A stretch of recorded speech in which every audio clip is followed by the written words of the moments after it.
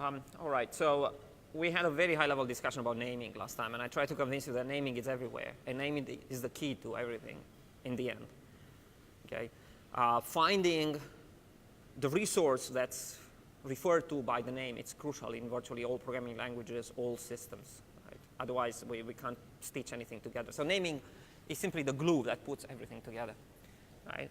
So I want to go now into details to see exactly what naming means in distributed systems and in systems in general, because we keep on bumping into it. But keep all those issues related to programming languages in mind, because it's very similar. Right? You're going to see that, well, or you probably can already guess, some of the ideas in distributed systems, for example, how do you refer to resources via DNS, via, let's say, URLs, right? That hierarchical organization, which we are going to get to soon, is very similar to the package organization in Java, right? And languages that have only a flat namespace, and we are talking about flat namespaces now, seem very awkward because you have to invent your own conventions to map everything in a very flat space. Conflicts pop up much sooner, and it's hard to keep under the control the proliferation of common names, right? Everybody likes to call a variable debug, and then the library has a debug, you have a debug, everybody has a debug, and you get very, very weird errors. You say debug it's equal to 0, and it doesn't change your variable, maybe it changes something else, right? All languages have some rules with respect to priorities given to certain name maps, and they can get very unwieldy, right? So essentially continuous struggle, both in languages, but also any kind of other resource that needs to be accessed in any way, shape, or form. All right, now we talked a little bit about identifiers and what makes a good identifier. Theoretical definitions are just that, theoretical definitions. This kind of an identifier almost never quite exists. Okay, some systems try to get closer to it, but I mean, it snaps one way or another, but it's definitely a desirable set of properties. Okay. So I do want to discuss a little bit some of the issues related to flat namespaces, and in particular some issues that appear when you have, let's say, mobile devices involved, or mobile resources. It doesn't really matter if devices or whatnot, but mobile resources. Resources that could move from one place to another. Now, even if the resource is not related to actual mobile devices, it could be moved. For example, people do this all the time. You move a web page on a certain site from one part of the web page, one part of the site to another part of the site. And you don't even realize that you moved it. I mean, a lot of them are simply automatically generated, and you simply change a little bit in the convention where things are placed and how they are available, and suddenly you get all of those 404 errors, right? So what's a 404 error, right? I'm sure you've seen it quite a lot of times. Everything looks good, you click on links, right? You're convinced that everything should work, you click, poof, the resource is not there. So where is the resource and why is it not there? So the naming failed you, right? Somebody at some point decided to put a name for a particular resource, but there was no tight connection between the name and the resource. It was just some sort of fluffy convention, and the connection basically was severed at some point, and nobody knows what's going on. Right? For example, large companies do use special software, in-house developed or purchased, to just scan their web front ends to find missing links and try to resolve somehow the missing links. That essentially means try to see if all the names lead to resources, and if not, try to do something about it. Right? So it's in fact a tremendous problem. It's a large management problem, if you want. Very similar to a very large program in any programming language in which remembering who has what name and how you can address it, it's very similar. Okay? So one particular technique to deal with that is this idea of forwarding pointers. Okay? And variations of this are used throughout distributed systems and in non-distributed systems. A lot of these ideas popped up also in languages and whatnot. Right? And basically, the idea is, if you decide to move a resource, to leave something behind that's similar to some sort of forwarding pointer, and to implement a mechanism so that such forwarding happens automatically. Okay? That will alleviate some of the problems with moving resources around. So if indeed you, for example, change the way you map the name to a particular resource, you still have the old mapping in place, but instead of giving directly the resource, you give now the new connection. This is, in fact, reasonably similar with the mechanism with symbolic links. So who knows what symbolic links are? You better all know what symbolic links are, right? So what's the difference, for example, in Unix between a symbolic link and a normal file? The symbolic link is just one of these forwarding pointers. But it's really an extremely convenient way to refer to something that's in another place, right? So using the symbolic link, if you decide, for example, to move, let's say, a file from one directory to another, what you could do is leave a symbolic link in the original place that actually points to the new location. And that's very much like this. Okay. Now, of course, you can imagine that if enough movement goes around, you could, in fact, have quite a lot of the symbolic links or the equivalent forwarding pointers, right? So that could happen for files if you keep on moving them and you leave a long chain of links. That could happen with resources on the web. And that could happen with, let's say, locating devices in general, right? If you have some naming scheme that can be used to locate devices, right? Now, the point I want to make about this picture is the fact that all of these mechanisms can be implemented at a very low level. So to the user, it just looks like a high-level resolved name issue. So find me this name. And all that forwarding pointers following symlinks happens automatically in the middleware or for the symlinks deep in the operating system. And you're not even aware they are symbolic links. So the default behavior when trying to access a symbolic link in any way, shape, or form is really to follow it and to find who's at the end of it and apply whatever operation you want on that specific file. It turns out that if indeed the file is a symbolic link, it has some special properties, and you can ask the operating system, hey, if this is a special file, in particular a symbolic link, don't follow it. Just tell me what it is. And that's useful as a separate low-level mechanism, but the default mechanism seems to be good in general. Okay? Any idea how symbolic links are usually represented? Well, I mean, the simplest the better. So really, they are just mini text files that contain just the new path to the new location, but they have a special flag marked, I am a symbolic link, because otherwise, how could you tell it's a file or it's a symbolic link? And the operating system essentially just looks at that special flag, and if it's that special flag, reads the content and finds the new path. Okay. It can be a little bit nicer implemented, for example, using inodes and whatnot, which I'm not going to go into details. All right. OK. So this is one of the things that can happen, right? So for example, this client, if it wants to access something, it might actually in the middleware go through a server, and the server says, hey, actually, I don't have the resource, but this guy has the resource. And again, automatically, this guy will grab the correct resource. And in fact, you can apply an optimization. And such optimizations are desirable, especially if potentially long links are formed, and especially if you need to access the same resource multiple times. A little bit of caching on the client side, right, is going to go a long way, assuming that essentially the link is going to be stable for, let's say, a couple of days. And essentially, and this is a general technique in distributed systems, once you find the resource, you can, in fact, memorize a direct link to that resource. And you don't need to follow the symlinks, at least for a while. Okay, so you're in effect caching a direct connection to that particular resource. Of course, every now and then you would want to check again that indeed that's the resource you should be chasing. And other even more interesting mechanisms can be implemented, right? So if the direct connection actually fails, you could again go through the server and try to find it. Or if the direct connection now resolves to something unexpected, you could again go back to some sort of a long path, which is equivalent to access the server and figure out what it is and so on. Right? We're going to see this throughout any kind of naming strategy. Right? Whenever you have a long, big effort name resolution activity to do, you tend to cache a lot the result, because otherwise you have to pay the price again. Right? Now, I did mention something similar for the virtual memory. Well, you see, even the virtual memory is some sort of a naming, right? Because the name of the page is the address in the virtual memory of the page that actually exists in the physical memory, right? And that's cached by the TLB. So you see how ideas that look very high level and are needed only for implementation of large-scale distributed systems are, in fact, implemented deep into processors. It's the same basic idea, right? So you can think about naming as being some sort of aliasing, right? Some indirection that allows you a lot of flexibility, right? So one particular trick that can be done is by changing the way the name gets resolved to a resource, you can actually move from one resource to another resource, right? For example, switching content can be done by just switching the way the naming is mapped. As long as you force whoever is resolving the name to resolve again the name and not to use the cache version, you're actually fine. Okay? So it makes sense? So names can be used to manipulate all kinds of things. And in fact, if you think about it, names create the illusion that things exist. Right? It's patched the whole world together. Changing the way that mapping is done can actually fundamentally change the world.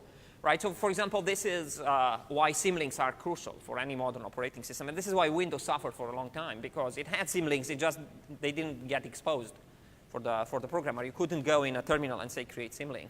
Okay? So a very convenient way, so let's say you have two large data sets and you need to serve the content of the, I mean, you have a large data set, you need to serve the content of that data set through some sort of a web interface. But you produce a better version of the data set, right? Now you have basically two choices with respect to how are you going to make the second data set available.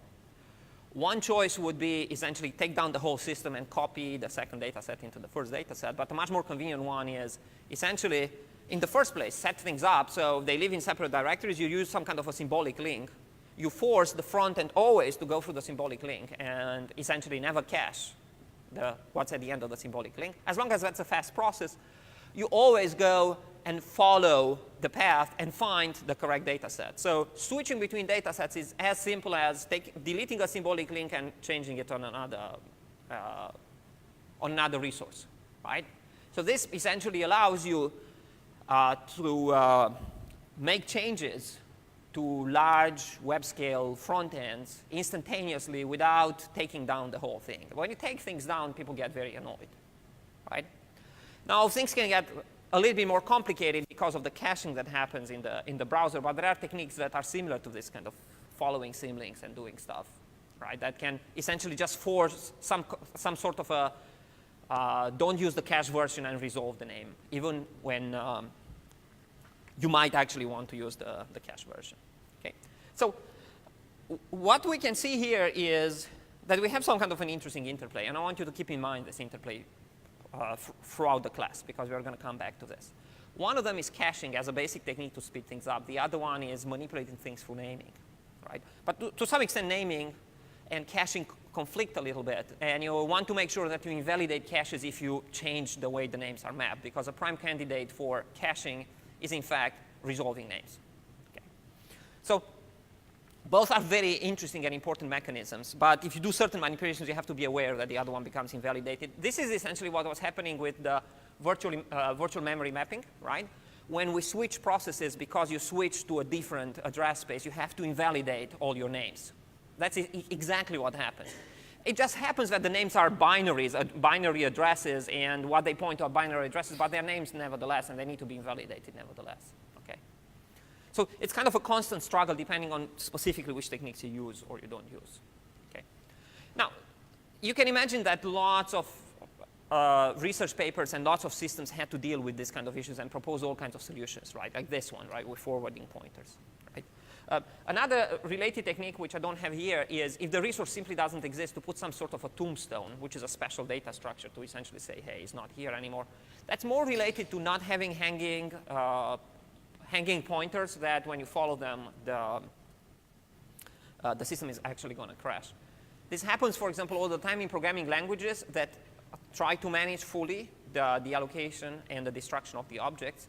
If somebody has a link, what's a link? It's in fact a name resolution, right? If one of the names known to the system resolves to an object that got destroyed, that could create significant problems if you in fact try to access the object, right? At best, you get an invalid object, but you could point nowhere. It's not even in the memory space, and the whole program crashes. It's like following pointers that don't exist anymore, right? So that issue is in fact related to how do you manage names that exist and don't exist.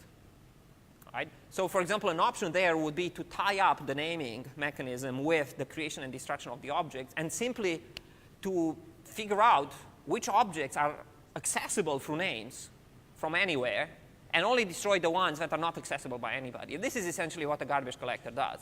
Right? So he manages the names and determines, as you see, in effect, if a resource has no name, so nobody points to the resource for a naming system, you can declare that the resource to be dead, especially if the name is unforgeable. You can't just cook it up, right?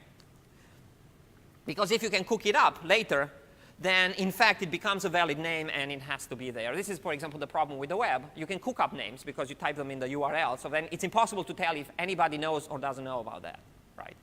But if you would generate, for example, cryptographically secure such names, and you only distribute them in a certain way, you might in fact be sure that that name doesn't exist anymore and destroy it, right? So things could get very tricky. It's a little bit easier to manipulate them at the level of a programming language, but the core issues might be the same. So tombstones can be put there, for example, to ensure that you don't follow pointers that don't exist. You still point to something. It's just not the object. It's basically something saying this object is dead. There is an implicit tombstone, for example, when you access information through web browsers, Apache. It's the 404 error, right? Essentially, so what does Apache do? It creates a tombstone. It looks like a web page, and it's very nicely says 404 something. I mean, some people have some really impressive 404 pages, right? You can actually have your own template and you can go nuts with it, right? But in effect, it's a simple concept. It's just some sort of a tombstone, automatically generated over there in the first place. Or other things that some people do is, in effect, leave a very simple web page saying the original web page has moved from here, maybe even a forward, an automatic forward, which is supported now in the HTML5, okay? All of those are examples of the same kind of thing. All right, good. So the shortcut, we talked about it. Now, if you really have extremely mobile resources that keep on moving up and down and up and down and up and down, and you need to find them, right? Then if you just use this technique in which you're following pointers, the chains can actually be very long. So imagine, for example, that, and this is, by the way, let's backtrack a little bit. We use these techniques in real life. I mean, the US Postal Service allows you to leave a forwarding address, right, when you move. Well, you might not know about this, but you will know when you get your first job and you move, right? You file in, I mean, you fill in some kind of a yellow form, I believe. And on the yellow form, you say, hey, for 90 days, please, any mail that comes in my name at this address, forward it to this other US address. And they're going to do that. They're going to do that for free, actually, for first-class mail. Okay? So that's, in fact, exactly this technique with the forwarding pointers. Now, imagine that I really move a lot, and I'm going to leave basically a long trail of those yellow forms. All right? That's not going to be good. I mean, first of all, the UPS probably forwards only one step, because otherwise, they could just forward forever mail, and that's not healthy. Right? Now, for example, let's even ask this question. You're USPS, and you have to figure out how you do this forwarding, right? How do you know you want to do only one step? Or how do you actually do it? Now, since you're a single organization, you might want to follow the pointers through some sort of a database internally until you find the destination, and in which case you could follow a lot more pointers, because it's just some kind of a database query. You see, the act of taking mail, it's so much slower than resolving a query in a database that you could actually afford to follow all the pointers in a database. But if you would physically forward the mail, then it would be bad.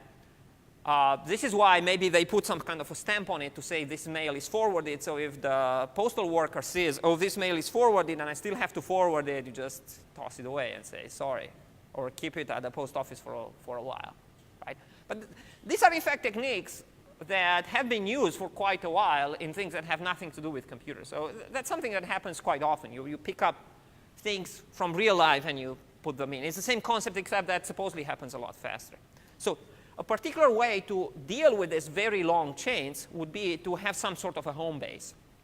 Right? So then you need a protocol in which every time I move, I'm going to inform my home base where I am, okay? Equivalent to telling my wife if I travel a lot where I am and how I can be found. And whoever wants to find me will just contact the home base, which in a single hop will know where I am. Okay? These techniques could be much better than following pointers if you really have extremely mobile resources. Okay? So what's going on, and this is really what I wanted to keep in mind, it's not so important the details of all of these things. What's important is the kind of solutions you could build and how much you can, in fact, fiddle with it, and the fact that you might. Right? So in any particular system, you're going to have to deal with names. You're going to have to deal with resources that could relocate. So you have to pick some sort of a solution with respect to how I'm going to deal with it. Right? So then you could go the way of some sort of a standard library that does the name management for you, if such a thing exists and you can find it and has the right license or whatever. Or if not, you have to implement one of these techniques. But home base is not a bad idea if things move a lot. If things tend to move very rarely, then just forwarding pointers might be just fine. Okay. All right, now let's move to something a lot more interesting. Right, I threw a bone last time when discussing about these issues, and this is in particular the distributed hash table techniques. I mentioned this before. Right, these are the peer-to-peer systems in which there is no server that can help with resolving names. Right? And I mentioned also last time that resolving names is really the big issue in any of the systems. Once you find who has a certain resource, you make a direct connection and you get what you want, because that's what the TCP/IP is all about, or UDP, whatever you want. Right? So the question is not, if I know the IP address and the port number of somebody, how do I download the, let's say, how do I access the specific file, because that's just the internet.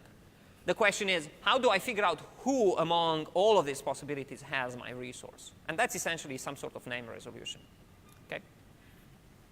Now, these kind of systems are very different than other things we're going to see later in class, for example, hierarchical name resolution, right? Because the idea is to really start with, I have no idea what I'm looking for and still be reasonably efficient. So let's look for an alternative to this. It's the simple thing I mentioned, namely some sort of broadcast or multicast. Right? So that's equivalent to, I need, let's say I need a specific book. Right? One way to find the specific book would be to just shout and say, who has that book? And I don't know, maybe one of you has the book, and I say, OK, give me the resource. It's done. Right? Of course, the shouting is very disruptive. Right? So let's think a little bit about that. Right? So I have some sort of network. Imagine I'm here, right, and there is some network around me.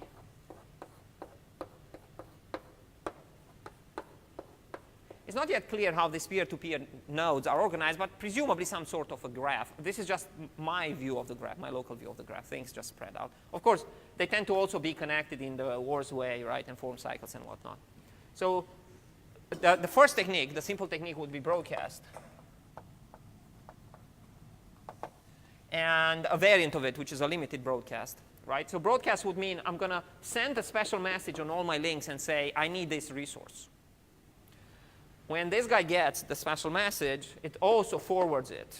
Now, presumably, you don't send it back on the same link because you know for sure that that creates bad stuff. You forward it, but you can still form cycles, right? Because as long as you have cycles that are not one cycles, they go straight back to somebody, you can still go back. Now, of course, if this guy gets messages that he created, you can actually tell, and you can kill those messages. And actually, avoiding cycles is not so bad. All you need to do is make sure that every such query has a unique ID. Okay, now, producing unique IDs is a tricky business, but you could get, for example, a very large random number, and that's going to be unique enough ID. Okay? So as long as the query has some sort of a unique ID, when it propagates, any node that would remember, if it has enough memory, would remember past queries could refuse, for example, to forward any such query if it already forwarded it. Okay? At least in that way, you don't go in circles, but you still potentially involve the whole network because the message is then going to spread from this point and just propagate. It's like a gossip, but that goes on all directions simultaneously. It's basically, this is called flooding. Okay? Because in fact, that's what you're doing. You're flooding the network with your message. Now, possibly a single node somewhere here has your resource, but you bothered everybody with your message saying, where is my resource? Okay? I did mention before that sometimes these techniques are useful. When anything else fails, this is the technique to go to. Okay? And it's not necessarily bad if you do it rarely. Right? For example, if you would like to, I mean, if the resource is really, really important, then that might, in fact, be justified. Right? By the way, we have an equivalent in real life to this kind of things, right? In which suddenly everybody just talks about the same thing, is the Amber Alerts.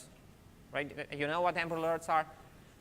You must have been at least mildly annoyed by that because you go on the highway and you listen to the radio and suddenly some kind of strange noise and saying Amber Alert, looking for this car and doing that. That's essentially a massive broadcasting system that's used rarely because if you use it all the time, people are going to get very annoyed. But it's in fact a flooding system in which essentially all the radio stations and all the TV stations, and sometimes, I mean, literally the phones, right? My phone is going to start buzzing and saying there is an Amber Alert of this sort, right? And of course, we do tolerate that because we know how important it is. So that's what I'm saying. Flooding might not be a bad idea if it's used rarely and for something very important, right? Some peer-to-peer systems essentially use only flooding. That's OK when the size of the network is in the thousands, but when it grows to millions, it's a disaster. So one way to make sure that it doesn't do as much damage as it could is to make sure that these messages don't propagate too far. So they involve, so you see, if you're looking for a resource, but the resource is not unique, so it could exist in multiple places, for example, a particular book, then a limited search might be good enough, all right? So for example, I could say, you know what, let's do a search, but make sure we don't go more than 3 steps away. If I go only 3 steps away, there is only so many nodes I can actually reach, so I'm not going to disrupt all the network. I'm going to disrupt only the neighbors that are at most 3 steps away. Now, you all know about the 6 degrees of separation, so if you really do that with human connections, in 6 steps away, you reach everybody on the planet, apparently. Well, probably 99-point-something% of the people, OK? So, well, you have to be careful what that number is. So suddenly, even if you do a limited search, the question is, OK, to limit it at what number, right? First of all, how would you implement that? Well, some sort of time to live. Again, a very generic technique used throughout lots of things in computer science, in particular distributed systems. Time to live is basically a counter decremented by everybody when they forward the message. When it reaches 0, nobody does anything anymore, right? It's used all the time in the internet to avoid circular traffic. It's crucial.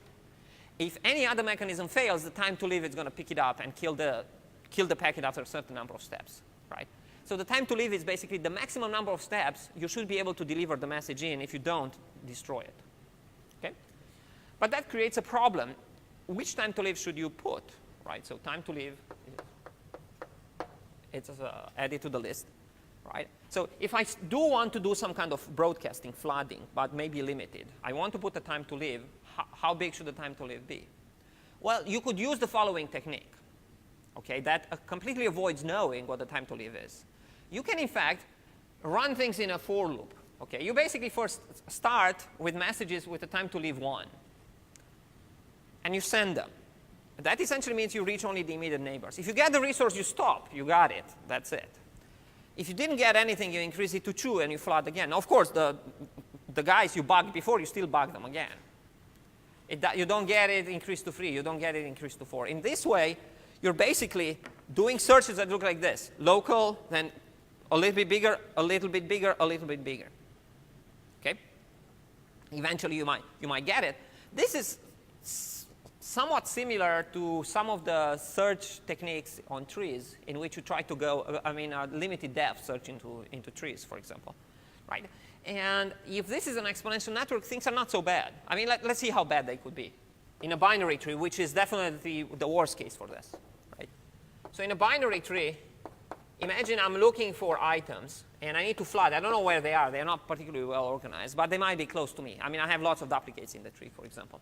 So if I do this, if I first do this, and then do everything from the beginning up to this point, then this, then this, then this, how much more inefficient would I be versus flood the whole network in one shot? Well, so the nice thing is that you can prove that this is roughly the amount of effort for the whole thing. The sum of all these things here is roughly the amount of effort for this. This is because this behaves like the series 1 plus 1 over 2 plus 1 over 4 plus 1, right? A power of 2, right? So this behaves like this. Sum over I, 1 over 2 to the I, right? And if you start with I, it's equal to 1. And even if you go to infinity, right, this is going to be only about 2. So in the worst case, you duplicate the effort. It's equal to 2 in the limit, right?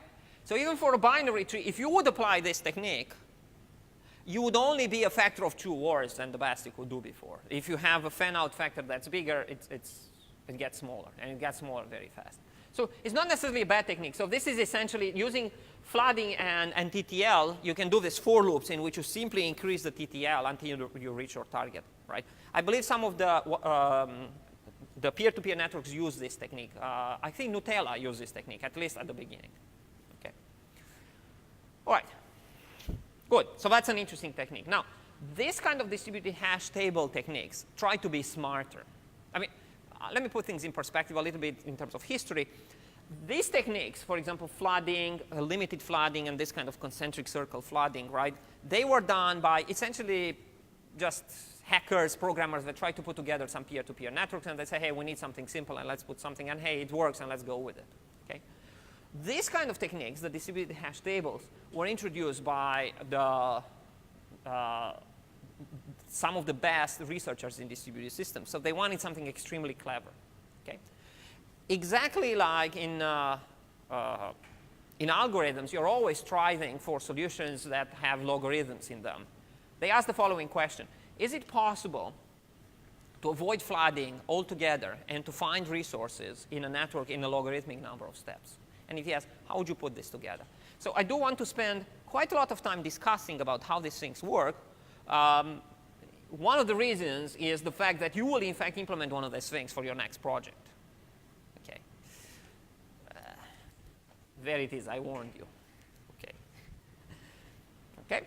So let's see what the ideas are. But it's clear what the idea is here. You just flood maybe with this concentric circles flooding. Right? By the way, a multicast version of this just uses multicast instead of broadcast.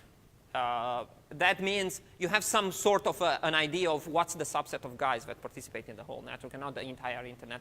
And in fact, you almost never have broadcast because you have to know neighbors, so you have some sort of a multicast there. Okay. You're not literally going to send anything on the wire to anybody who can listen. Before I go into that, let me mention some protocols that do that. The ARP is like this. So a true broadcast. True broadcasts are done in essentially few circumstances, right? Some of them are wireless access, right? For example, for connecting to the internet. When you start, and it's mainly when you start. So when you, well, I mean, sorry. Wireless internet, it's always a broadcast. Why? It's actually worse than a broadcast. It's kind of a geographical broadcast. Because if you send a wireless signal, anybody else who is within range, I'm going to mention there are two ranges, anybody else who is within range is disrupted and is capable of listening. Okay? So we'll come back to this later, but a small preview is the following. When I send those signals, the wireless signals, let's say I'm in the field, so things really look spherical, like the one I'm going to draw. If you're in a building, things are very weird, and nobody quite knows how to map it. Right? So buildings distort the signals. They do things to them. But in a field, OK, it's kind of spherical. So if I send a wireless signal, I'm going to have a certain radius. This is called the transmission radius. So within this radius, anybody else who's within this radius can hear and understand my message. But for sure, at the time I'm sending the message, nobody else can, in fact, send any other message because something else is going to happen, which I'm going to mention in a second. Now, this might be a couple of, I mean, it might be, I don't know, a couple of hundred feet for the kind of home devices. But it might be much, much, much larger, for example, for cell phone networks. Right? It can be a couple of miles. Now, this is a transmission radius, but there is an interference radius. That's at least double the length. So this is interference radius. So the interference radius is the area, right, within which, if I send a message from here, I disrupt communication of somebody else. They can't understand me. It's noise. But it's enough noise to actually have a really bad signal-to-noise ratio within this area and to actually disrupt communication. Right? So this is a significant problem with any kind of wireless access, because if you have them too close by, they interfere with each other. It's like static on the radio. If you have two radio stations transmitting on the same frequency, right? Somewhere in between, you hear them both, and that's not good. You don't even hear them both. You just hear lots of noise and lots of static. Right? So this creates big problems in interference radius. But wireless communication is within this radius, to make it understood, and within this radius to actually interfere, it's a true broadcast. You put it in the air, and anybody can actually hear and listen to it. That's, in fact, a very big problem, right? Because you have significant security issues. I mean, literally, anybody. You sit in the parking lot, and you can listen to the communications. This is why you need to switch to some encrypted this and encrypted that, and do this and do that. And even then, things can be massaged in the wrong way. Okay? And another circumstance that's worth mentioning is the Ethernet protocol. This is some sort of Ethernet as well, but only when you start. So this is ARP. It's called Address Resolution Protocol. So it's equivalent to, in fact, picking a name for yourself. So whenever we talk about naming and we talk about resources having names, right, somebody has to decide what names they have. And if you have self-bootstrapping protocols, you have to invent names. Now, the problem with inventing names is the names have to be unique, because if they're not unique, you create all sorts of problems. So, for example, who creates the names at the level of the IP? So IP addresses are names. Who creates the IP names? Well, it's a very complex process, right? Managed in a very complex way and whatnot.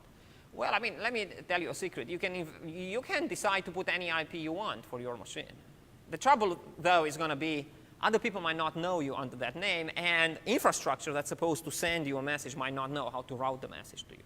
Okay? There are regions, though, of the IP address that are reserved for these special small networks, right? There are free networks that are reserved. I'm not going to go into details because I'm sure the networking class will cover all of that. Okay? But when it comes to essentially just talking at the lowest level, which is Ethernet, you in fact have to pick a name for yourself. Or at least you want to make sure nobody else has the name. Or you have to find out who else is there. Okay? So ARP is such a protocol. I'm not going to go into details. By essentially just making a special shouting that goes to everybody, it's a true broadcast to say, I have this name. Does anybody else have this name? Because if anybody else has that name, then you have a big, big problem. Right? I mean, literally, the protocol breaks down. Right? So ARP essentially does that. Or I'm trying to talk to the guy, blah. Anybody else has the name, blah. That essentially will map an IP address into something called an Ethernet ID. Okay? But it's, in fact, impossible to achieve what the ARP wants to achieve without the broadcast, without the shouting, because you simply know nobody. If you know nobody, you need to shout to meet anybody. Once you know some guys, you might get some routing going or something, but if you know nobody, you have to shout, right? That's going to be a big problem for these networks as well. The question is, how do you build them, right? They're like a club. You must know somebody inside to start, right? So somehow you have to find out about at least one entry point, and once you do, it's like connecting with the underground, right? Now the new GTA 5 is out, right? So it's like that. Not that I played that game, I don't own it, but I know it's cool. Okay. Anyway, right?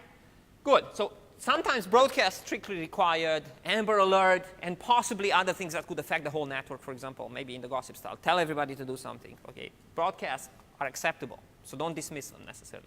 Now let's look how we could do things better, at least in certain circumstances. Okay, so let me clean up the board and let's go through that example.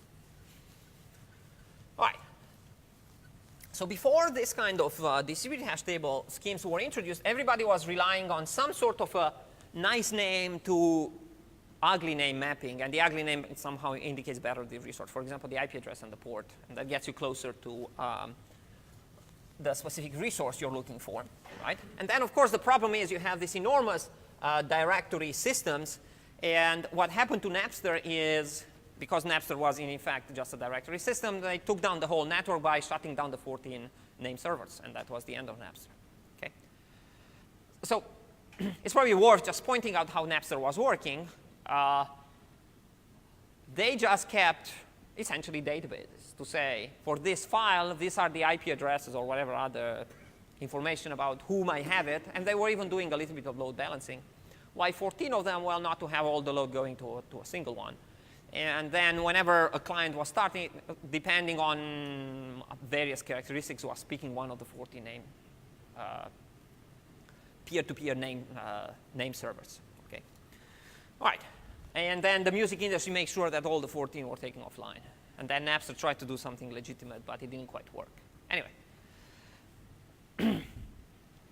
These kind of systems, at least in principle, are designed so that you make it very, very hard to take them down. You literally have to take down the vast majority of the network in order to produce such problems. Okay? But the big question is the core question is how do you find things? The question with how do you find things is deeply related to the question of who should store things. Right? Because if you have some sort of a scheme in which you decide who should store things, you could use the same scheme to find something. All right. So in these distributed hash tables, the idea is to connect all the nodes virtually, not physically, to connect all the nodes virtually in a ring and then to have shortcuts on the ring. Okay? So this is really the situation depicted in here. We have only the nodes 0 to 31, so this is a nice power of 2. Now, these are the potential nodes. Notice that some of the nodes are dotted and some of the nodes are full nodes. The full nodes are the existing ones, and the dotted ones is nodes that could be in there. Now, of course, this is a very small network. A much nicer one would be in a space, for example, 2 to the power 128 or 2 to the power 116, which virtually nobody's going to bump into the same name. Okay? Now, with respect to this kind of an organization, any such connection that you see in here, it's actually a pure TCP/IP connection. So it's a long-distance connection, no questions asked. But it's a matter of who knows about who. Okay? So we want for any physical node that participates into this kind of a connections to know about certain nodes. Okay?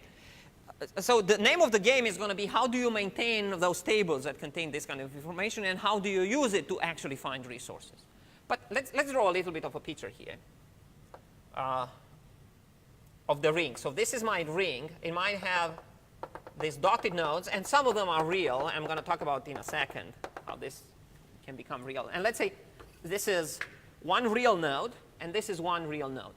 One specific connection, and there is nothing in between. One specific connection that's very useful is for this guy to be connected with this guy, which is the immediate neighbor in the logical ring. So this is some sort of a logical ring.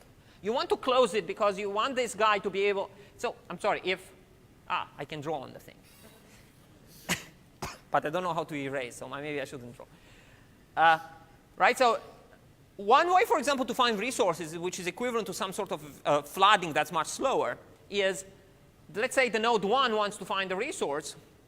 It simply sends a message just on these immediate connections on the ring and goes all the way around the ring. That means you form some kind of a large donut and you go only one connection. It's clearly very inefficient. Okay? But it will be useful to have connections with your direct neighbors. Okay? Good. Now, we are going to have also long-distance connections. And long-distance connections are the secret to speed things up. This is exactly why index data structures speed up search. Right? For example, using binary trees to find values. You simply have fast ways to jump over large portions of the data. And in fact, you can simulate such a binary tree or some sort of a multi-way tree using this kind of connections. And it's a matter of what other nodes do you know about. So let's assume now we just know about the nodes and not worry about how do we get to know about the nodes. Okay, that's a completely different issue. So a big issue with this kind of distributed hash table networks is how do you build them in the first place. But let's assume that we, in fact, have built tables. And in the tables, we have information about where some of the nodes are. We have a way to contact some of the nodes. The secret is going to be, though, to have a variety of such nodes to be able to shortcut as much as possible the search. Okay? So if you do have knowledge about such nodes, if you're looking for a resource, let's say, for example, this is the example here. I am at node 1, and I'm trying to find the resource number 26. Now, there is a little bit of a problem here, which I need to point out. Is, wait a second. Nodes have numbers and resources have numbers. But yes, nodes have numbers and resources have numbers. We are going to figure out exactly how we do that. Right? So we need to come up with some rule about which node stores which resources. Okay? But the idea is going to be essentially the node that's closest to the resource but larger than it, right, is going to store the resource. If that's the case, what I could do is look for node 26. Now, this algorithm might not find node 26 because it doesn't exist, but it's going to find node 28 that's immediately after node 26. Of course, if you get here, you have to continue and start back in the ring. So if I'm looking for node number 1, I'm sorry, I'm at 1, I'm looking for node for resource number 26, right, as is the case here. What I could do, if I have a table, and the table basically says, OK, I know of the 5 neighbors, 1, 2, 3, 4, and 5. OK? And in particular, these 5 guys that I know about are the node 4, 9, and 18. OK? Some of the entries could actually be repeated. Let's ignore for now what the 1, 2, 3, 4, 5 means. It's going to be clear in a second. Okay? Because that can be used to even do faster lookups. They actually refer to the 5 bits in the 2 to the 5, which is 32. Okay? All right. So what I could do to do large jumps is, in my own table, all the nodes I know, to find the node, the largest number that is still smaller than the node I'm looking for. Okay? That will guarantee that I do the largest jump possible. So look at this. I could do a jump to 4, but that would be a short jump. I could do a jump to 9, but that would be a short jump. But a jump to 18 is the longest jump I can do in this ring. Okay? So one looks in its table, and it could literally just scan the table top to bottom. The rest is icing on the cake to scan the table even faster. So you could scan the table top to bottom and simply find the largest number that is still less than the number you're looking for, which means you can implement it in this way. You go, and when you went too far, you do one step back or whatever. Okay? Linear search through the table. Not ideal if you have a large table, but doable. Okay? So number 1, the best it could do with this table would be to jump to 18. It knows it needs to get to 26, so the faster it goes there, the better it is. Once you're at 18, you might have this table with 20, 28, and 4. Right? So where should you jump? Well, you should jump at 20 because 28 is too far away. Remember, you're looking for 26. Right? So you jump to 20, which happens to be a short jump. Now 20 has this table. You're looking for 26, 21. It's in the list because, again, it's 28. So you see, in order to do fast jumps, you really need good tables. If you have bad tables, you're not doing fast jumps. So if in those tables you have a variety of nodes that are both close and far away from you, you have a decent chance to do these large jumps. Once you got to 21, 21 doesn't have any 26, but it knows about 28, and the 28 is next in the ring. That turns out to be very important that's next in the ring, because you know there's nothing between 21 and 28. So it's got to be the case, if you follow the principle, namely a resource is stored at the closest node that's larger, that 28 must have 26 if 26 exists. I mean, it might not exist in the first place. Right? So then 21 contacts 28. 28 looks it up and says, yeah, I have 26. If in this message you memorize who was the first guy that was asking, you can contact that guy directly and say, hey, you asked about this. Here is your thing. You don't need to go back on the connection to forward any kind of result. Right? It's very similar to the technique we've seen before with the forwarding and then do a direct connection to access the resource. Okay? Right?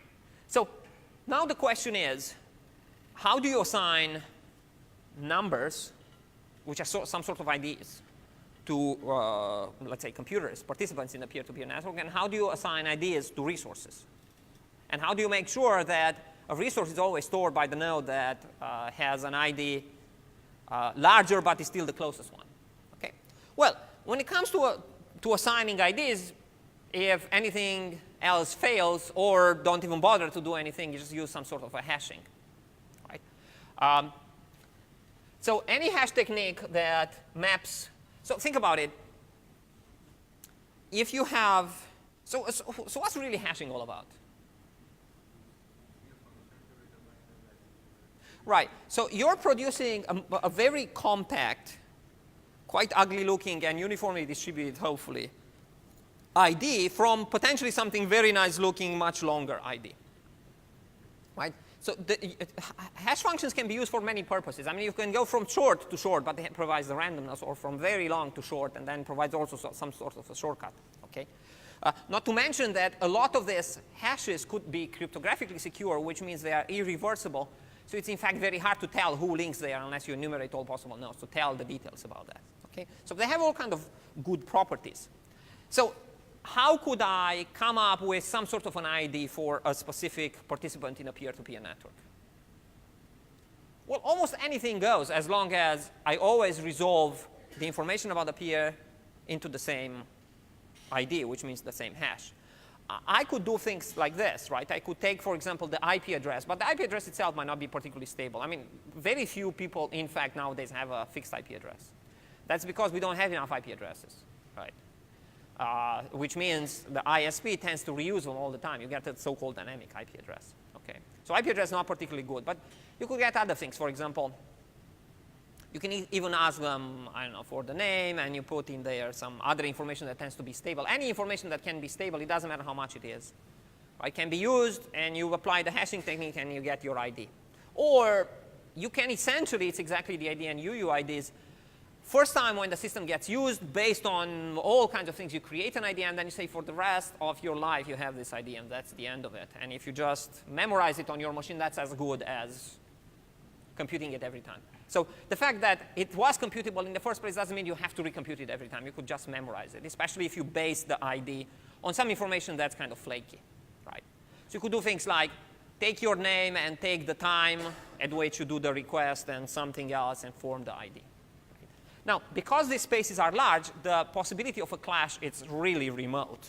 I mean, 2 to the power 160, it's a really big number, right? Unless you have a really big problem with the way you're feeding information into this, you're essentially guaranteed not to have any collision. Okay? So there are two versions of these algorithms. Usually they use a 128-bit or 160-bit hash, and they tend to use well-known cryptographically secure hashes. Okay? MD5, SHA-1, things like this. Right? And for example, for those, you can take any file that contains anything, bits or no bits, and, I mean text or no text, and you apply SHA-1 to it, and you got an ID. Good. So that's about the node ID. The node ID is not so important. You just have to know your own node, and that determines how you're connected with the rest of the world, right? Because now suddenly, with the ID comes specific responsibilities. In particular, if I have a certain ID, I have to integrate myself in the peer-to-peer network in a very specific place, in this virtual network, which means I have to know about very specific nodes. I need to know about my neighbors, right? Probably both back and forward connection to my immediate neighbors, right? So the question is, how do you find such immediate neighbors? And also, you would have to figure out how to build that table so that you're, in fact, accelerating this kind of lookups. Okay, we're going to come back to us in a second. Let's first visit the opposite question, which is, I have resources. I need to store those resources. The idea is I'm going to provide a name in this big space for the resources as well, right? How should I do that? Well, I can do that in multiple ways. And for resources, it's a little bit easier because a resource presumably is associated with some content. If the resource is read-only, for example, hashing the entire content of the resource provides a very nice ID in the first place, potentially, right? Other things which are simpler are just map the name. So you have a nice name for the resource. Just hash the nice name of the resource, right? Now, all of these schemes create a little bit of a problem, okay? And it's almost a chicken and egg issue here, okay? So the little bit of a problem is you must know what you're looking for. So you must have either a nice name, apply the same function. Now, the application of the hash for the resource becomes essential, right? So if you have a nice name, you apply the same hash. So everybody obviously uses the same hash. It's not so important to use the same hash when you determine your position in the ring as a resource provider, right? So the same mapping from nice name, but you must know the full nice name in the first place. So you can't know, because these hash functions have a particularly nasty property by design, right? Namely, a tiniest variation in the input will produce wildly different results. I mean, I simply have no clue. There is no notion of clues, right? The standard for these hash functions is to guarantee that a 1-bit change in the input guarantees that at least half the bits in the hash change. From all practical considerations, the tiniest change, 1 bit, right? A letter, capitalized or non-capitalized, right? Or whatever. That's probably more than 1 bit. But 1 bit anywhere will produce a vast difference in the hash, and there is no way to tell. Okay, good. So all right, so big question, big practical question is, when you want to find something, how are you going to find that hash? But once you have the hash, you can use this kind of routing algorithm to find who should have the resource if the resource actually exists. Okay? It's exactly the situation we had here. I take whatever file name, I hashed it, I got 26. Then I do exactly this kind of exercise to find who has 26. In particular, in this case, is node 28.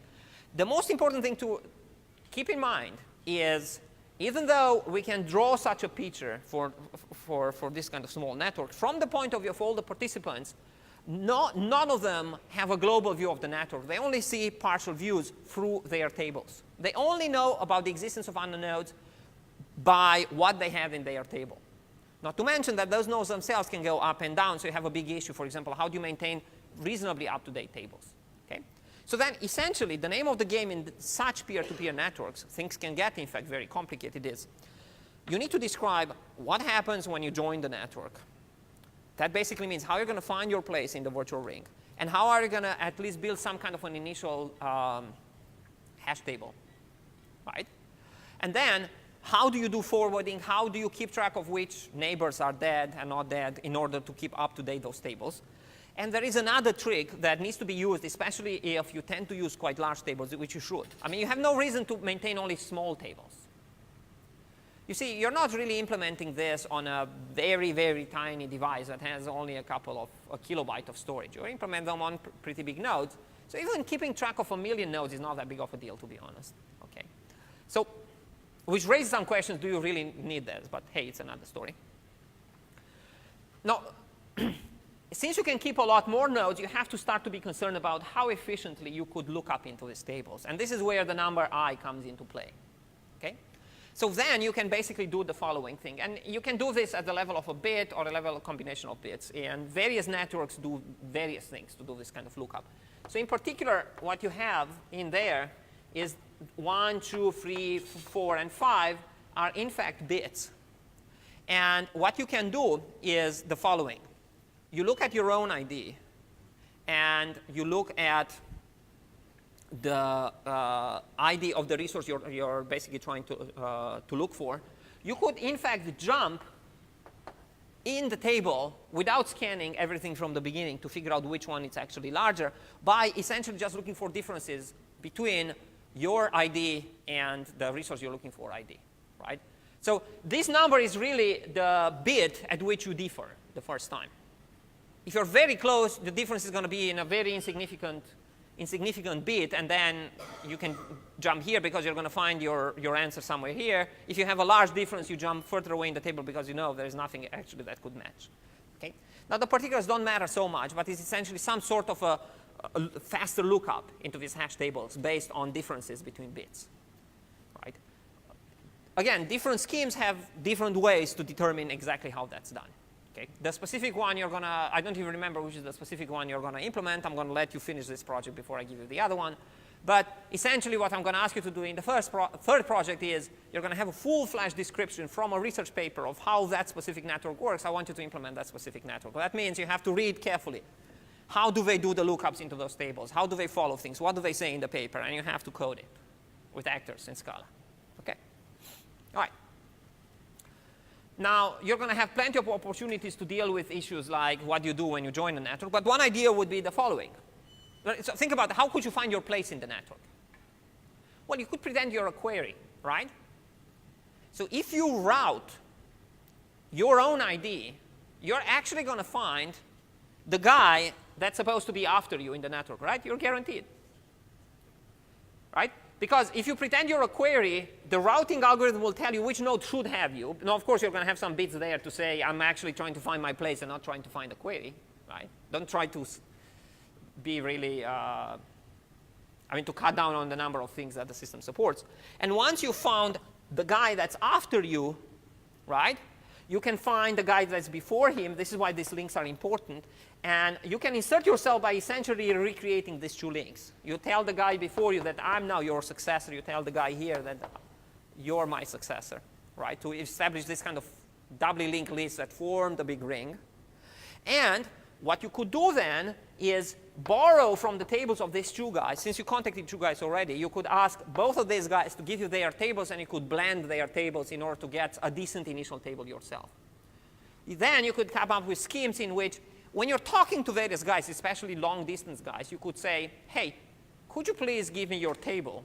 And then you just do combinations between tables in the hope that you're going to have a nice random blend of things that go far away and close. You will be able to know which ones are far away because it's a matter of how many differences do we have in our bits. Right? A node is far away if it differs in most of the bits. I mean, it has a very short common prefix with you. If it has a very long common prefix, that means it's very close to you. Right? So this is roughly how these things could work. Now, of course, all of this is going to happen at a crazy pace with a very complicated overall dynamic, right? Because you're going to have all kinds of nodes joining and potentially some of them dying. So you have to be worried about things like, OK, you start joining, but something happens, and you didn't fully succeed. I mean, do you disconnect the network? How do you repair these things? How do you find problems in it, right? So it's not all roses in there. Okay. And you're going to have to face it, so it's going to be quite a lot of fun. Okay, all right. So any questions about at least the overall scheme? Resources have IDs, and you do some sort of routing that tries to jump as much as possible using tables. Nodes have IDs, and then they have their own place in the network, right? And that's the interplay between things. In this way, you could find specific resources for which you know all the details, so you know how to compute the hash. Okay. Now, how do you deal with situations when you don't? Things could actually become complicated. But there is another issue that's worth mentioning, and there was quite a lot of research on this.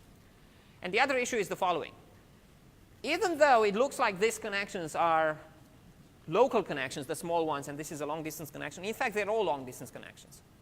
Because remember, this is just a virtual organization. This is why they are called virtual overlay networks. It's just a virtual organization.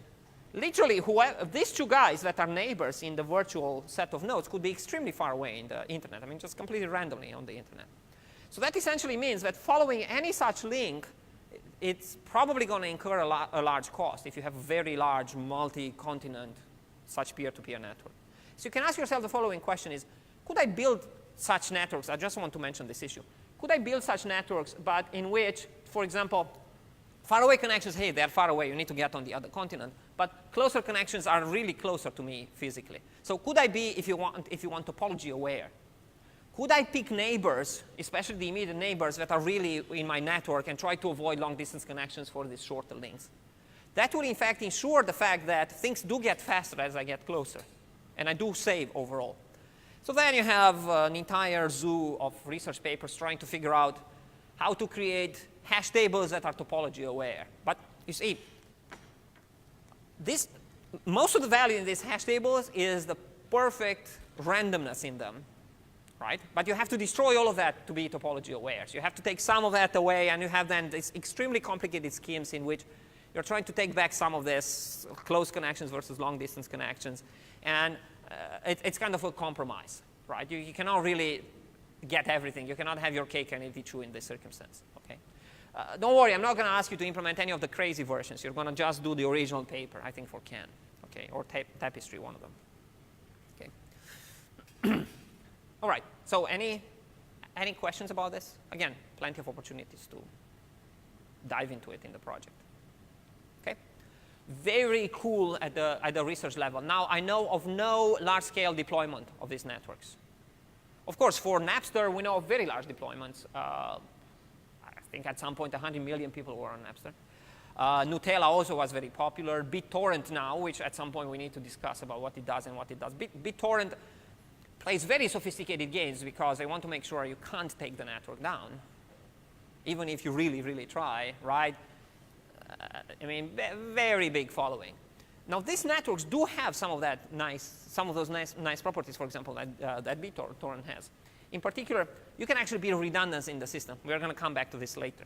You see, what you can do is not only store the, let's say, 26. I'm not only going to store it at 28, but I could store it also at 1, because this guy knows about the connection. So what's going to happen is, if I store it in multiple places, if one of them becomes unavailable, I can use the routing algorithm to essentially find who else might actually have the resource. I know if you have a simple rule, namely the next neighbor in the ring should actually keep redundant copies of the primary resource, right? And then simply, if 21 does not find 28, it can basically try to route to 28 instead of 26. And by routing to 28 or 29 that comes immediately after it, you're going to find 1, because that's what the routing algorithm will eventually do, right? In that way, at least you find the guy that could have a backup copy and get a backup copy, right? So quite a lot of research has been investigated in how you should do this kind of replication, which we're going to talk about later, in order to make this kind of networks extremely resilient. So resilience refers to you kill a lot of nodes and it's still up. You see, that's a nightmare scenario for whoever wants to kill one of these networks, right? Because with Napster, it was easy.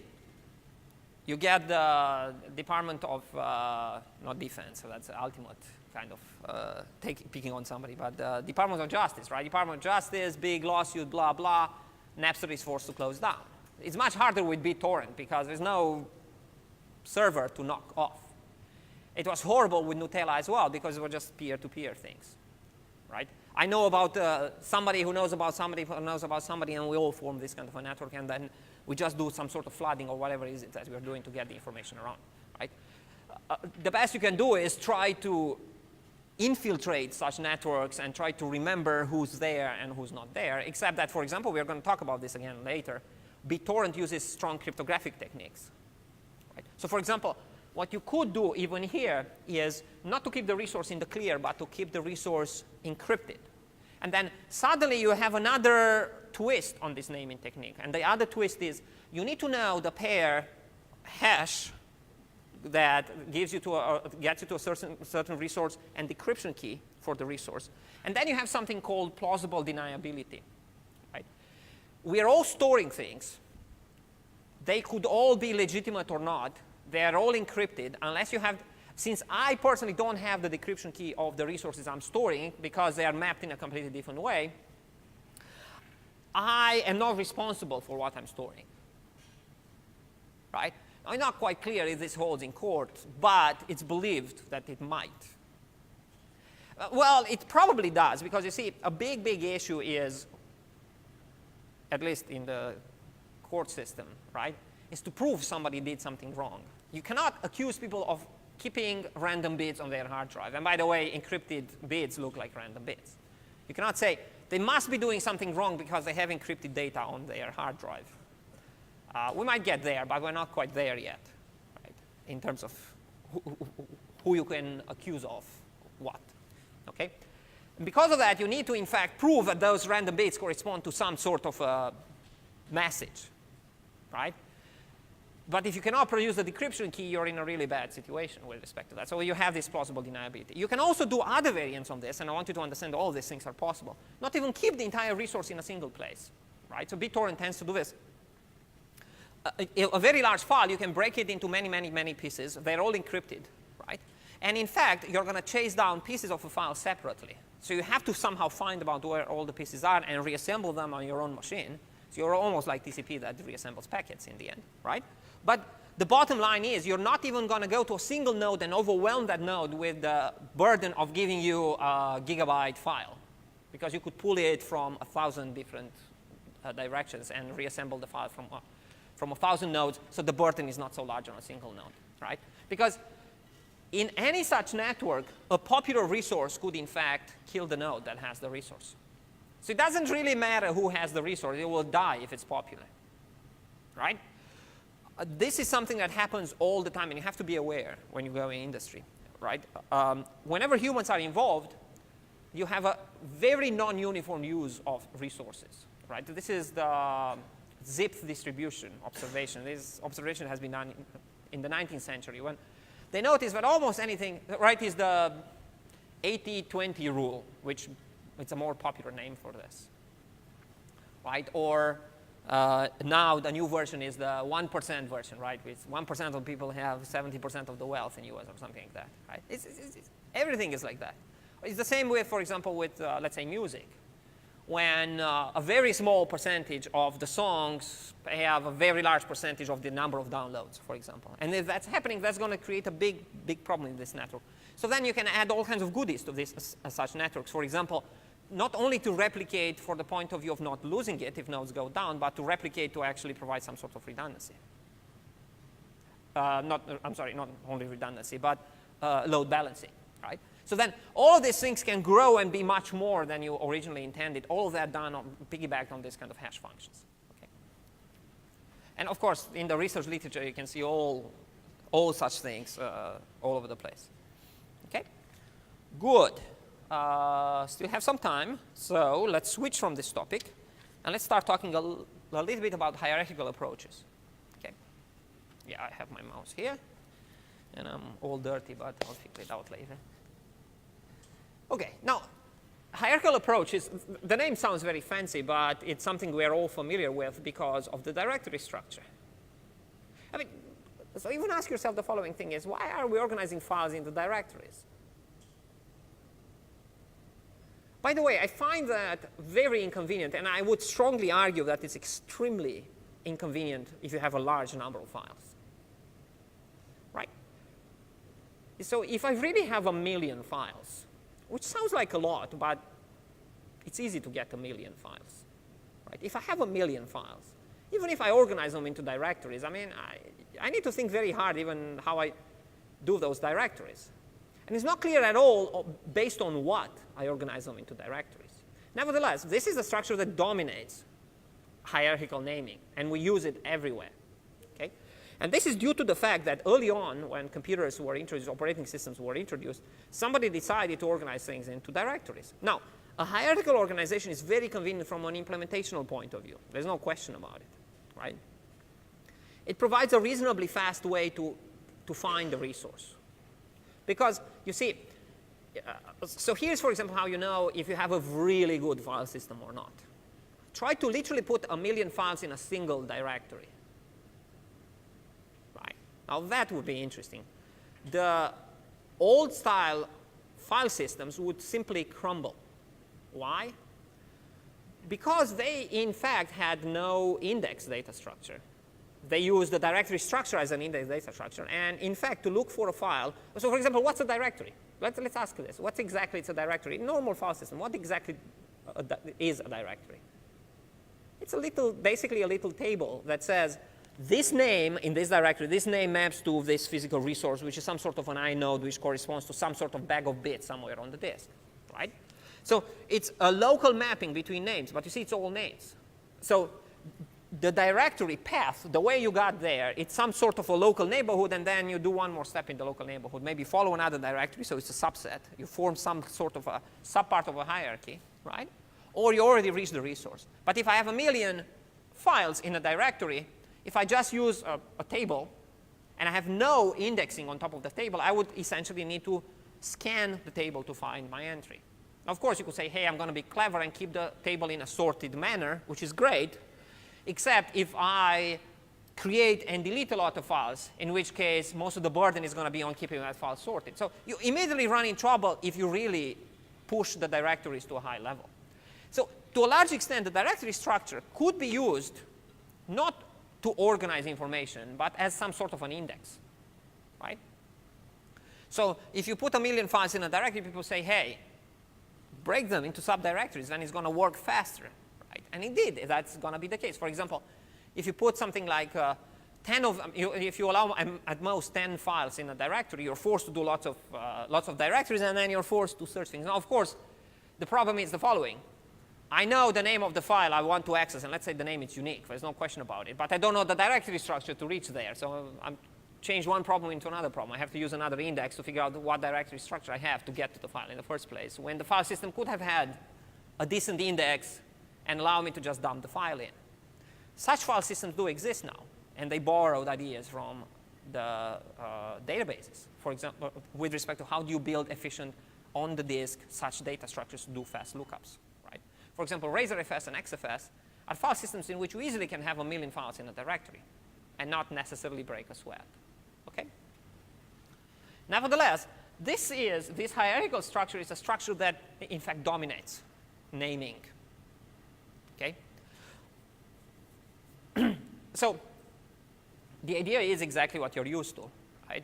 I have this organization in which I have some kind of a starting point and some way to go to subparts, subparts, subparts, and eventually I'm getting to whatever I'm looking for. Right. The most prevalent, maybe, such hierarchical data structure is exactly the directory structure in the normal file system. And then you can start playing some interesting tricks. Let me see if I have a picture about that here. Right. So this is a more detailed, for example, picture in which, I mean, directory structure is all about some sort of links that could be followed, right? So that if you want directories contain links and the files contain content. And since directories contain links, symbolic links are not much harder to implement because there are some sort of links in the first place, okay? Now, this, yeah, well, it's probably not worth discussing all this. Well, so when it comes to a directory structure, you're trying to limit the amount of information that exists. Who knows about what, right? That's exactly what happened in the peer-to-peer networks as well. Only whoever lives in your table exists to you, right? You could find about them when you exchange tables with somebody else. But in a directory structure, essentially, this directory is aware of only the immediate children in this directory structure. But using this kind of a structure, you could basically navigate and get to various kind of things, right? But there is no global view of the information. Now, of course, you could get some sort of a global view if you do some kind of a deep scan of the directory structure, right? So recursively, you go through the directory structure and you memorize everything you bump into. This is what find does, for example. Now, these directory structures are clearly trees. You could allow symbolic links, for example, since you can determine whether they are this special symbolic link or not. They don't necessarily pose a problem because all algorithms that try to recursively scan directories are aware of symbolic links and will not follow symbolic links because you can create this circular paths, right? But you see, when it comes to file systems, and that will answer a particular question about this, when it comes to file systems, you can actually have something called hard links. Hard links are essentially different names for exactly the same resource. So it turns out that you can have a file to, in fact, belong, that's exactly the same file, the same content, to belong to two different directories. You can do that. You can try this on a Linux system. You can do that by essentially creating this kind of hard links. Hard links, really, that's naming, right? You give another name. A name is a full path, which means go in this directory, this directory, this directory, and then get to this file name. You can associate another name, a full path name, to exactly the same file. Now, what's banned, though, is associating another name to the same directory. You can do that through symbolic links, because they are special and you can detect they are special. You see, with this kind of hard links, the names, you can't, once you create it, so you had, when you create a normal file, essentially what you're creating is the actual resource and a name that points to it. When you create another hard link, you're essentially creating another name, but there is no way to know which one was the original name, right? Maybe there is some kind of a counter for the resource to know how many names point to it, and you know that there are 3 names, but you don't know, there is no first anymore. They are both pointing to the same, right? And they're indistinguishable except the name. So any recursive algorithm that would bump into such directories will be in deep trouble, right? Because you have no way to detect cycles unless you maintain yourself a list of visited nodes, which can become an unwieldy exercise, right? So, and not only that, because this pathfinding is hardwired into the operating system, and because the operating system wants very fast algorithms and not to build this enormous list to determine if you have cycles or you don't have cycles, they don't want to do cycles detection, right? For performance reasons, they simply ban symbolic links to directories to avoid the possibility of going in circles, because that's essentially a very nice infinite loop that visits a large portion of a data structure but keeps on visiting and never finishes, right? All right. Such kind of loops potentially could be created if you allow the equivalent of symbolic links in other circumstances. So this is why most of the time you want to keep this kind of things as a tree. Okay? And that's one of the hallmarks of this hierarchical data structure. They are mostly a tree. You allow some references, but it's easy to tell if it's a reference or not a reference. Again, in order not to be forced to do cycle detection. Okay? I mean, you've seen this. So basically, to find the resource, he keep on having to ask a specific child node to keep on going deeper and deeper and deeper and deeper until you find it. If you've done some web programming, this is, for example, how the DOM tree is organized. And basically, the DOM tree, which is the data structure used by the web browser, is essentially a game of finding things. I mean, it's all naming and nothing else, right? That's basically, so how many people have used jQuery at all? So this is why jQuery is great, right? Because it allows you to very easily say, find me that guy, right? I know something about the node, find me that node. Sometimes his name, if you bother to give him a unique ID, sometimes it's some characteristic, right? Class or something else. But you see, it's all naming there as well. It's just a naming game on a hierarchy. Okay. Now, this is closer to the, I'm sorry, this is an abstraction on top of this, but you could imagine that it could be some sort of a file system, right, in which you have some entry point, and then this is the root, the so-called root of the file system. You have two entries in it, home and keys, right? Then in home, I might have lkey, max, and steen. Steen has some special directories with a dot beginning, right? And maybe one of them is basically a symlink to a specific file, or is actually the specific file, right? Not too different than, for example, URLs.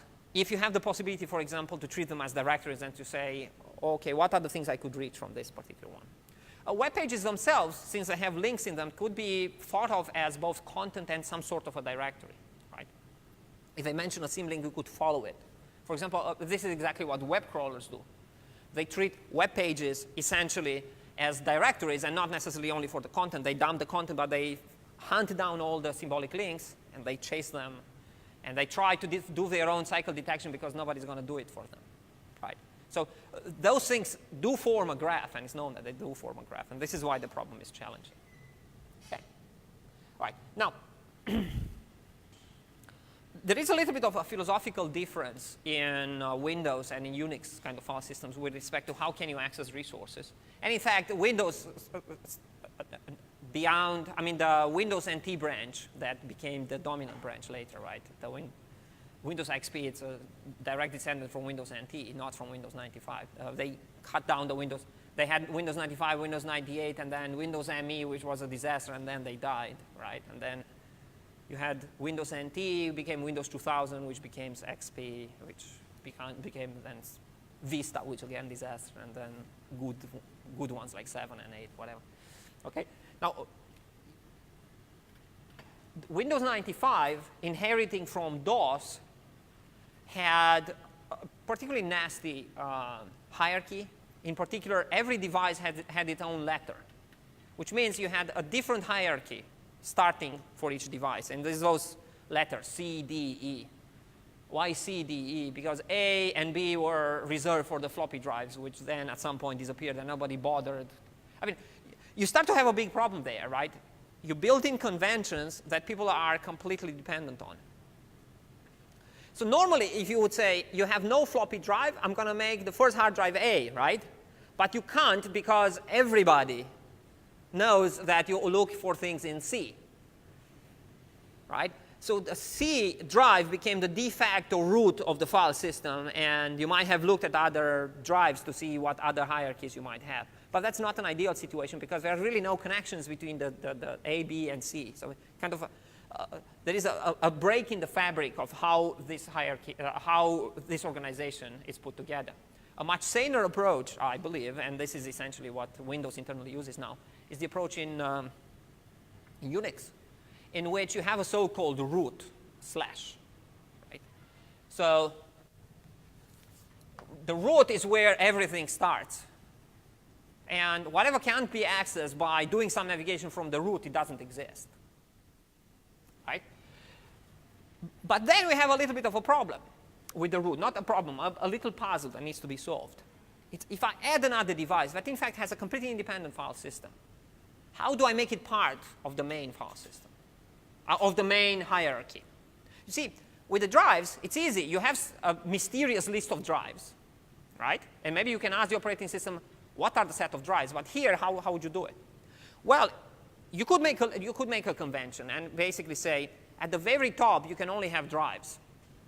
But that's equivalent to having a list of drives. But you could do something that's a lot more spectacular and a lot better in the long run because it can create much better illusions, okay? And that's, again, all about naming and all about manipulating hierarchies. In particular, you could allow, it doesn't matter where you are, you could allow a very special kind of directory that, in fact, it's a bridge to another universe. It's so-called mounting point, okay?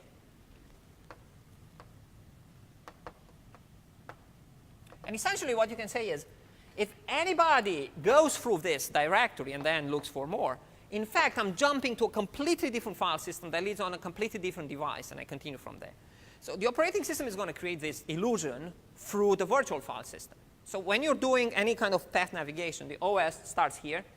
It goes here. It doesn't matter how you get here, relative or full path. And when you're looking for content, it's going to switch a completely different device, ask that guy what directory structure it has, and then continue and do something. Okay? This way, you can, in fact, create the illusion of a single unified hierarchy when it's actually made out of patches. All right? So, for example, let's say, and this can be done even without any symlinks, and it's very, very convenient, right? You had a home directory for people to actually put their data in, but essentially it's killing the main file system because people put very big files in their home. You decide to buy another hard drive and to move all the people on the new hard drive. The only thing, I mean, the thing you could do now is very nice. You create the file system on the new hard drive, and you make it part of the main file system by, in fact, I mean, first you move the content of the current home on the new hard drive, and you can mount the entire hard drive in the home connection point.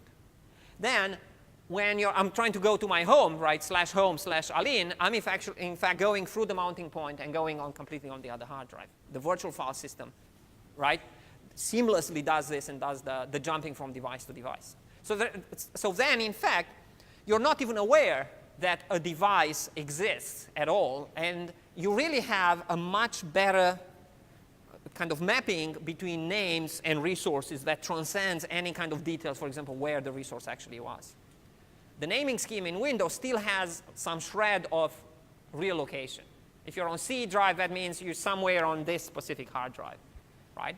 But in Unix, unless you use those special commands, for example, like mount, that tells you what the mounting points are, you are not even aware when you cross the boundary from one device to another, which is great. Because a big problem for Windows, for example, is to create any kind of symlinks in between devices, which are actually strictly needed if you want to have flexibility. Okay?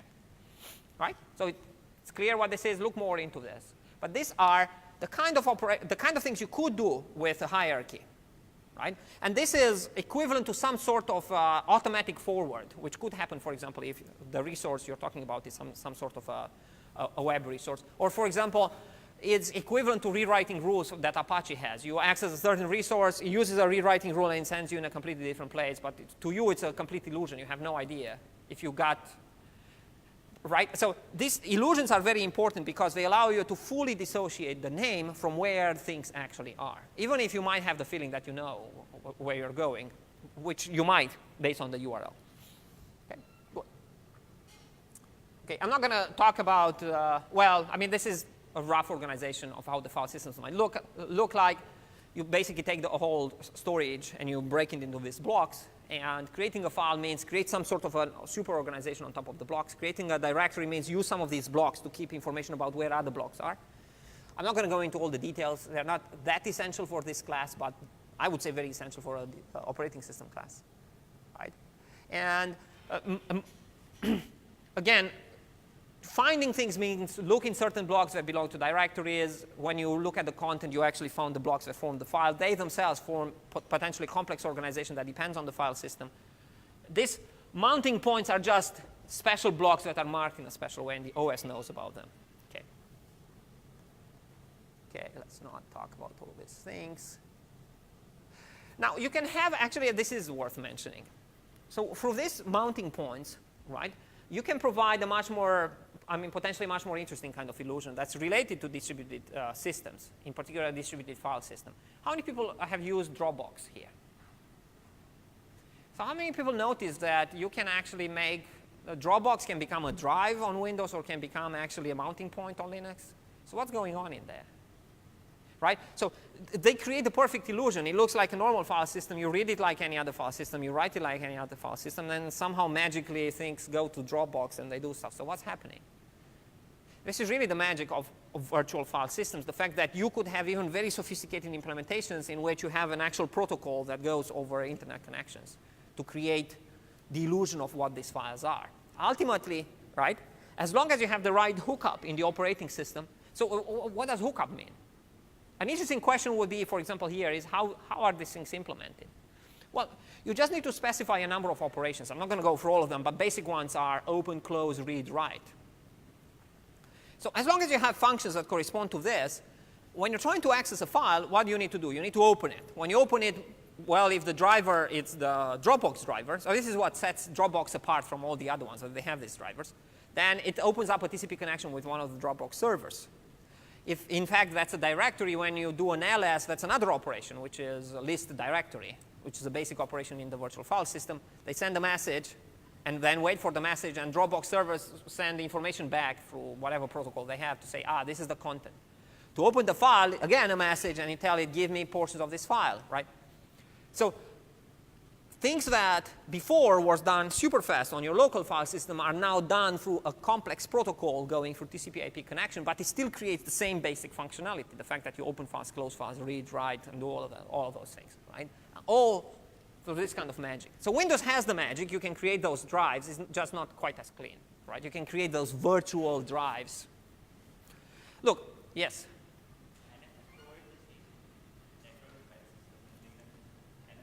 Yes. So NFS essentially, so all of them are essentially some sort of drivers that hook up into the virtual file system and provide the basic functionality. You see, this is the beauty of virtual file systems versus concrete file systems. It's an abstraction. It's really like a class, an abstract class. As long as you provide the correct methods, you can plug it in, and it's going to call your functions instead of generic functions. There are actually no generic functions for them, right? So when Linux starts, it has no file system, and you need to install at least some drivers with some file systems. Now, most of the time, they are baked into the big executable, which is the kernel, right?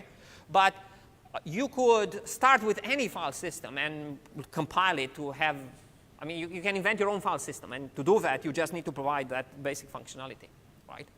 So that's basically what Dropbox did. So one exciting project, for example, at Dropbox was, hey, can we really provide a good hookup into the virtual file system so it seamlessly works, right? NFS is just much older.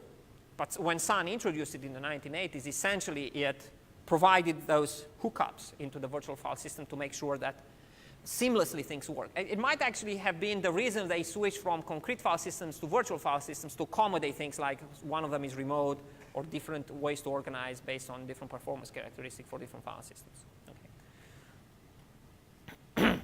So nowadays, operating systems know quite a large variety of these types of file systems, but they all look the same through the virtual interface. Okay, that's the important thing.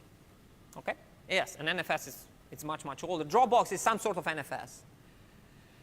Different assumptions, though, and we are going to come back to this when we talk about distributed file systems. Usually NFS is quite close to you, and you assume you have a decent connection. Dropbox works under much lousier connections and things, right? In Dropbox, you have to do a lot more caching, a lot more local caching to have a sane execution model, right? And Dropbox has a much better way to deal with conflicts. So the problem is when the same thing can be accessed from multiple places, especially if you do caching, you could make inconsistent changes, right? I change something, you change something. Maybe sometimes we can put it together. I added a sentence, you added the sentence. Maybe there is some way to add two sentences. Even that can be tricky. But binary files can never be patched in this way. So you have to find ways to deal with it.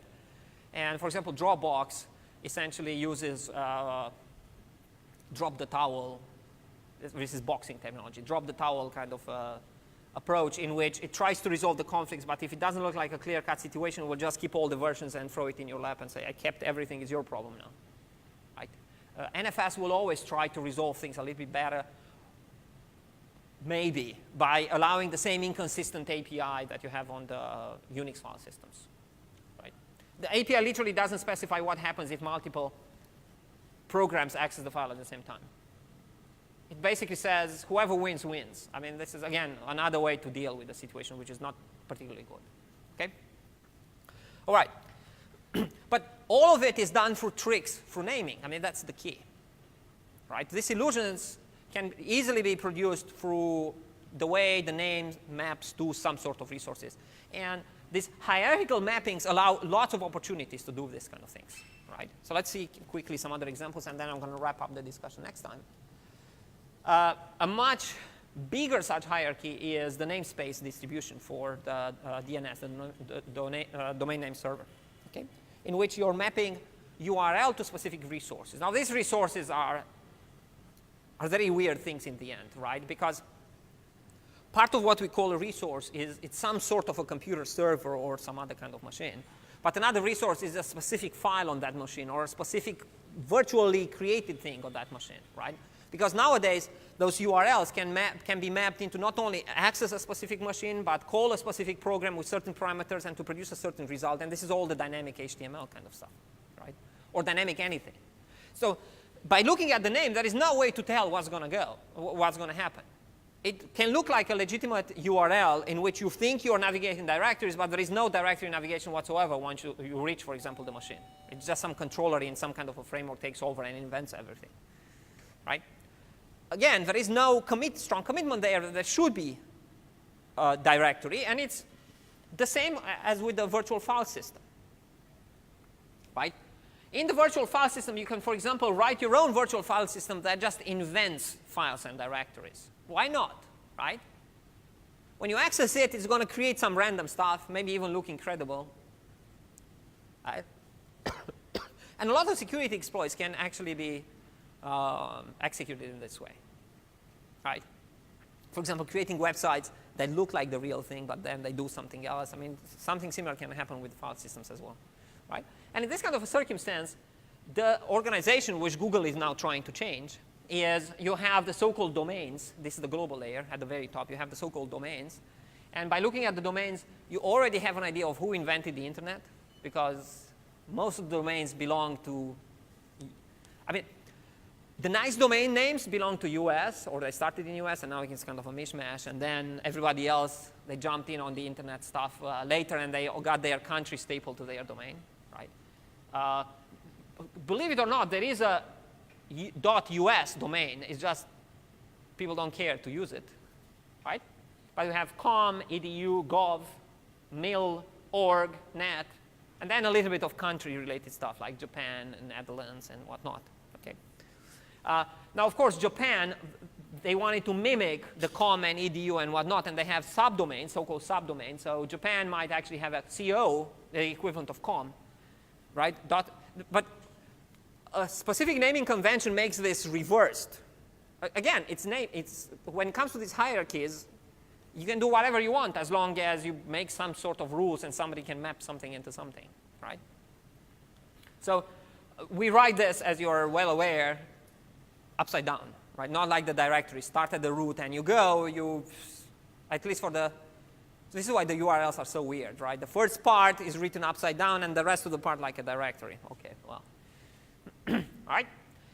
Now, it turns out that these names do correspond roughly to how the DNS translation is actually performed, but they don't have to. You have to understand this. I mean, any DNS server in between that's involved in any way, shape, or form can completely change the rules. But for the most part, they go like this. In particular, you have some big servers at the very top, right?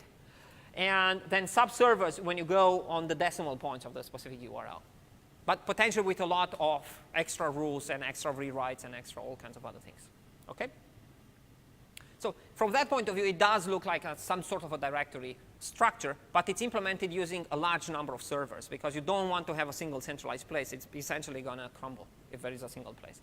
Massive amount of caching going on. Once you go to a certain URL, right, once you resolved it to an IP address, you tend to remember that for a while. And that's done, again, low in the operating system through some mechanism, and it's used extensively all over the place. So again, caching, which could create problems, right? For example, if you want to do load balancing, but you're trying to do that by manipulating DNS entries, it's not going to work so well because people might not look back at the DNS entry and cache the value for 3 weeks, right? So then you have to do other tricks in order to do load balancing, okay?